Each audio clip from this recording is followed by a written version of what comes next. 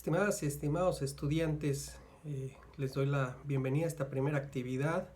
en la que vamos a trabajar a partir de el análisis que hace Mark Galanter sobre cambio social e instituciones jurídicas. Es una lectura con una aproximación mucho más de la sociología crítica del fenómeno jurídico,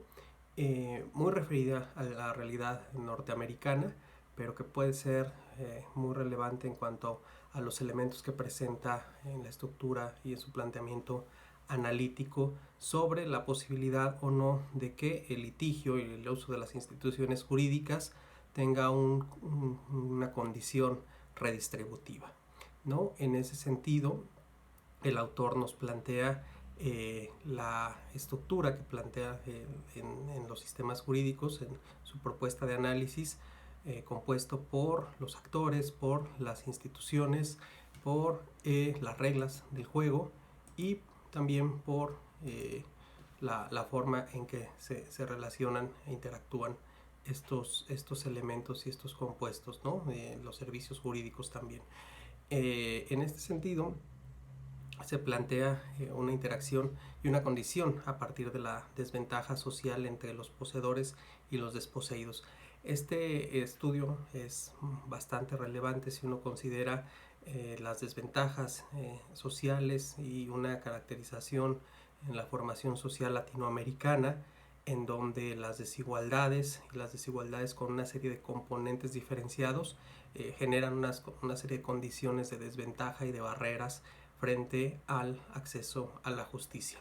Y son condiciones que tenemos que tener en cuenta en nuestro análisis y en nuestro trabajo relacionado a el ejercicio de los derechos humanos y al acceso a la justicia. Piensen ustedes, por ejemplo, en instituciones que van reflejando cierta ideología, una cierta perspectiva hegemónica del derecho. Si nosotros recordamos los criterios norteamericanos, por ejemplo, del caso Terry versus Ohio en Estados Unidos del 67, donde se da la construcción de la detención por sospecha razonable, vamos a ver que hay una serie de condicionamientos, por ejemplo, vinculados a la discriminación racial y a caracterizar a la población afroamericana de determinada manera y a generar ciertas prácticas también institucionales por parte de las policías. En el último ciclo, digamos, de inconformidad que se dio en Ferguson hace unos años, después del homicidio de un adolescente a manos de la policía, una comisión que investigó la conducta de la policía, pues verificó reiteradamente ciertos patrones de conducta, ¿no? Detenciones, por ejemplo, en temas o en contextos de tránsito de vehículos, con una mayor incidencia hacia la población afroamericana, una mayor incidencia en el uso de la violencia, de los arrestos con violencia, de las quejas por brutalidad policíaca y del índice de letalidad que existe en la policía cuando se trata de afroamericanos. Eso vinculado pensando al caso de los Estados Unidos, pero no es una situación ajena tampoco a nuestra realidad, a nuestro entorno. Piensen, por ejemplo, ustedes en el control de identidad que se hacía en Chile, que fue una habilitación de una disposición administrativa para que Carabineros pudiera verificar la identidad. En este caso, cuando fue suprimida esa disposición por el Congreso Nacional, también había todo un componente de abuso sistemático contra adolescentes, jóvenes, pero no cualquier tipo de adolescentes, sino enclavados en ciertos entornos con cierta condición, ciertos rasgos fenotípicos incluso, que había propiciado que una medida legal fuera utilizada también de manera discriminada. Entonces vemos que ciertas instituciones o ciertas construcciones de normas reproducen esas situaciones de desventaja